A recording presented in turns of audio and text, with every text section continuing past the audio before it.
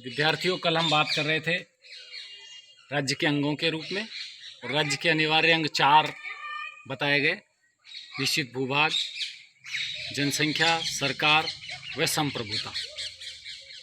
चूँकि राजनीति विज्ञान के अध्ययन का मूल बिंदु ही राज्य है, अब हम यहाँ बात करेंगे कि राजनीति विज्ञान का जो अध्ययन है वो मुख्य रूप से 2 भागों में किया जाता है। मैं संपूर्ण राजनीति विज्ञान के अध्ययन की बात कर रहा हूँ। ये जो 2 भाग होंगे, एक परंपरागत दृष्टिकोण, दूसरा आधुनिक दृष्टिकोण। परंपरागत जो दृष्टिकोण है उसको हम प्राचीन दृष्टिकोण के नाम से भी जानते हैं।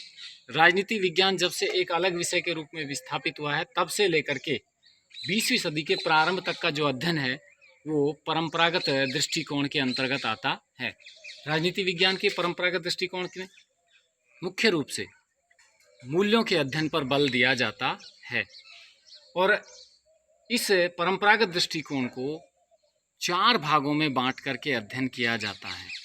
कुछ विद्वान ये कहते हैं कि राजनीति शास्त्र में केवल राज्य का अध्ययन किया जाता है, अर्थात राजनीति विज्ञान राज्य के अध्ययन के रूप में। कुछ विद्वानों का मानना है कि राजनीति शास्त्र में केवल सरकार का अध्ययन किया जाता है, तो जो दूसरा अध्ययन का भाग होगा वो होगा राजनीति शास्त्र सरकार के अध्ययन के रूप में। कुछ विद्वान ये कहते हैं कि राजनीति विज्ञान में राज्य और सरकार दोनों का अध्ययन किया जाता है, तो तीसरा जो इसका भाग हो जाएगा वो राजनीति शास्त्र राज्य व सरकार के अध्ययन के रूप में। और कुछ विद्वान ये मानते हैं कि राजनीति शास्त्र में राज्य, सरकार व व्यक्ति तीनों का अध्ययन किया जाता है, तो तीसरा रूप होगा इसका राजनीति शास्त्र राज्य, सरकार व व्यक्ति के अध्ययन के रूप में। चूँकि राजनीति शास्त्र को भी एक आधुनिक स्वरूप प्राप्त करना था, इसलिए ऐसा माना जाता है कि 1903 में अमेरिका में गठित अमेरिकन पॉलिटिकल साइंस एसोसिएशन के बाद राजनीति शास्त्र ने अपने आधुनिक युग में प्रवेश किया। अर्थात 1903 के बाद का जो अध्ययन राजनीति शास्त्र का होता है वो आधुनिक दृष्टिकोण के अंतर्गत होता है। आधुनिक दृष्टिकोण को हम नवीन दृष्टिकोण भी कह देते हैं। इसको भी विद्वानों ने 4 भागों में बांट करके अध्ययन किया है। नंबर 1, राजनीति शास्त्र मानवीय क्रियाओं के अध्ययन के रूप में। अर्थात विद्वानों का मानना है कि राजनीति शास्त्र में राजनीति से जुड़ी हुई मानव की क्रियाओं का अध्ययन किया जाता है।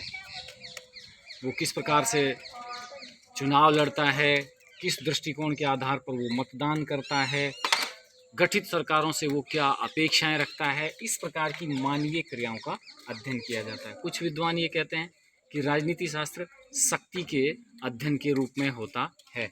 जैसे कैटलिन का मानना है कि राजनीति शास्त्र शक्ति का शास्त्र या शक्ति का विज्ञान है। इसके अंतर्गत विद्वानों का मानना है कि राजनीति में केवल वही व्यक्ति शासन संचालन कर सकता है जिसके पास में शक्ति होती है। उसके बाद नंबर 3, राजनीति शास्त्र राजनीतिक व्यवस्थाओं के अध्ययन के रूप में या राजनीतिक व्यवस्थाओं के अध्ययन के रूप में, अर्थात एक राष्ट्र में राजनीति की किस प्रकार की व्यवस्थाएं होंगी, सरकार का गठन कैसे किया जाएगा, चुनाव में कौन लोग भाग ले सकेंगे, चुनाव कितनी अवधि के लिए कराया जाएगा, सरकार जो गठित हो जाएगी उसके पास में कितनी शक्तियां होंगी, कितनी नहीं होंगी। उसके बाद है राजनीति शास्त्र निर्णय प्रक्रिया के अध्ययन के रूप में। निर्णय प्रक्रिया के अध्ययन के रूप में इसका अर्थ ये है कि राजनीति में निर्णय लेने से संबंधित विषयों का अध्ययन किया जाता है। इसके अंतर्गत चुनाव जैसे होते हैं तो मतदाता किस आधार पर निर्णय लेते हैं, क्या वो उम्मीदवार की शैक्षणिक योग्यता को पसंद करते हैं, क्या वो जाति के आधार पर निर्णय लेते हैं, इस प्रकार के। इसी तरीके से जब सरकारें गठित हो जाती हैं तो वो सरकार किस सीमा तक और कितना शक्तिशाली निर्णय ले सकती हैं, इस प्रकार का अध्ययन भी इसमें किया जाता है। विद्यार्थियों, दूसरे विश्व युद्ध के बाद राजनीति शास्त्र ने अपने स्वरूप में परिवर्तन किया और इस आधुनिक दृष्टिकोण को वापस से 2 भागों में बांटा गया है।